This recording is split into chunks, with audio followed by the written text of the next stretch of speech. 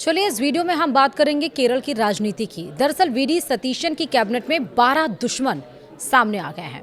केसी वेणुगोपाल की रिमोट से क्या अब केरल की सरकार चलेगी? क्योंकि कैबिनेट का विस्तार हमने कल ही जिक्र किया था कि हुआ है।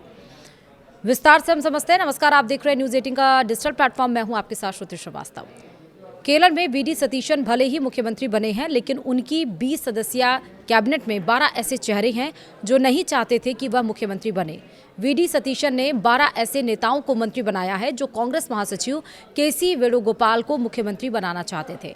केरल में शपथ ग्रहण समारोह संपन्न होने के बाद चर्चा शुरू हो गई है कि भले ही केसी वेणुगोपाल मुख्यमंत्री नहीं बन पाए, लेकिन अब वह रिमोट से नई सरकार को चलाएंगे। हालांकि इसके दूसरे पहल पर भी बातें हो रही हैं। कहा जा रहा है कि राहुल गांधी ने केरल सरकार में गुटबाजी को खत्म करने के लिए या वीडी सतीशन को सीएम और कैबिनेट में केसी वेणुगोपाल के दबदबे वाला डांफ खेला है। क्या है सब कुछ, विस्तार से समझिए। केरल में वीडी सतीशन की अगुवाई में संयुक्त लोकतांत्रिक मोर्चा यानी कि यूडीएफ का नई सरकार का शपथ ग्रहण हो गया है। मुख्यमंत्री वीडी सतीशन की अगुवाई में 20 मंत्रियों ने भी शपथ ली है। मंत्रियों की लिस्ट में 12 मंत्रियों के नाम सबका ध्यान खींच रहे हैं। दरअसल 20 में से 12 मंत्री ऐसे हैं जिन्होंने चुनाव रिजल्ट आने के बाद कांग्रेस महासचिव केसी वेणुगोपाल को मुख्यमंत्री बनाने की मांग की थी। यानी केरल की नई सरकार की कैबिनेट को देखकर यही लग रहा है मानो मुख्यमंत्री वीडी सतीशन भले ही हैं, लेकिन कैबिनेट पूरी तरह से केसी वेणुगोपाल की है। राजनीतिक गलियारों में चर्चा है कि क्या कांग्रेस के केंद्रीय नेतृत्व ने केरल में सरकार गठन में पार्टी के दो गुटों को मैनेज करने की कोशिश की है। मुख्यमंत्री वीडी सतीशन के शपथ ग्रहण में 20 मंत्रियों ने शपथ लिया। इनमें रमेश चेन्नीथला जो कि कांग्रेस के हैं, सनी जोसेफ जो कि कांग्रेस के हैं, के मुरलीधरन जो कि कांग्रेस के हैं, पीसी विश्वनाथ जो कि कांग्रेस के हैं, एपी अनिल कुमार जो कि कांग्रेस के हैं, रोजी एम जॉन जो कि कांग्रेस के हैं, टी सिद्दीकी जो कि कांग्रेस के हैं, बिंदु कृष्णा कांग्रेस, एम लिजू कांग्रेस, ओजे जनीश कांग्रेस, के तुलसी कांग्रेस, पीके कुनहाली कुटी जो कि आईयूएमएल के हैं, PK Basheer IUML, K M Shaji IUML और N Shamsuddin IUML, VE Abdul Gafoor IUML, Mons Joseph Kerala Congress, Shibu Baby John Revolutionary Specialist Socialist Party और सीपी जॉन जो कि कम्युनिस्ट मार्क्सिस्ट पार्टी केरल राज्य समिति और अनूप जैकब केरल कांग्रेस शामिल हैं। इन 20 मंत्रियों में 12 ऐसे चेहरे हैं जो चाहते थे कि वीडी सतीशन मुख्यमंत्री ना बने और केरल की सत्ता केसी वेणुगोपाल को सौंपी जाए। माना जा रहा है कि केरल में मुख्यमंत्री पद की दौड़ में पिछड़ने के बावजूद केसी वेणुगोपाल ने नई सरकार के गठन में अपनी मजबूत पकड़ साबित कर दी है। बताया ये जा रहा है कि कांग्रेस कोटे के ज्यादातर मंत्री वही हैं जिन्होंने मुख्यमंत्री पद की लड़ाई के दरमियान वेणुगोपाल का समर्थन किया था।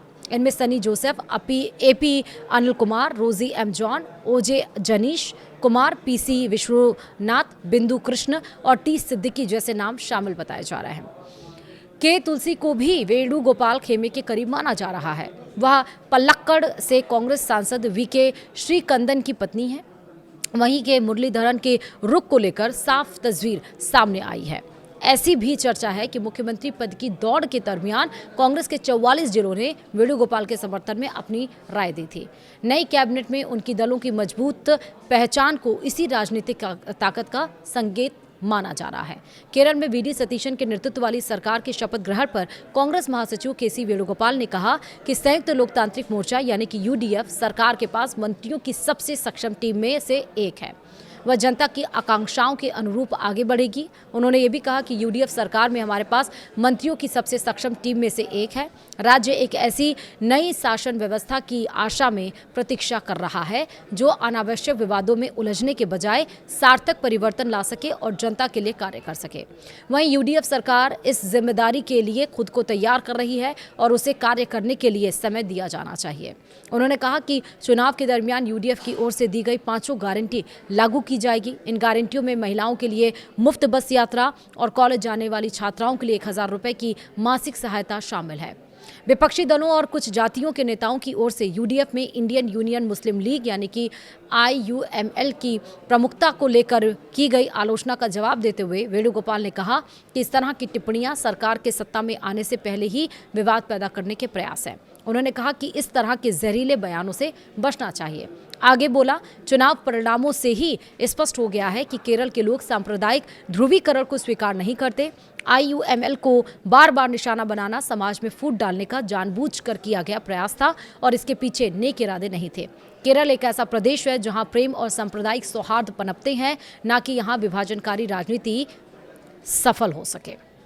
तो यानी कि केरल की राजनीति में कैबिनेट का विस्तार तो हो गया, मंत्रिमंडल तो बन गया है, लेकिन इस मंत्रिमंडल में 20 में से जो 12 लोग आए हैं वो क्या मुख्यमंत्री सतीशन को चलने देंगे, क्या काम करने देंगे, या मुख्यमंत्री कोई और चलाएगा सरकार कोई और? आपकी क्या राय कमेंट में ज़रूर बताएगा। वीडियो में इतना ही, नमस्कार।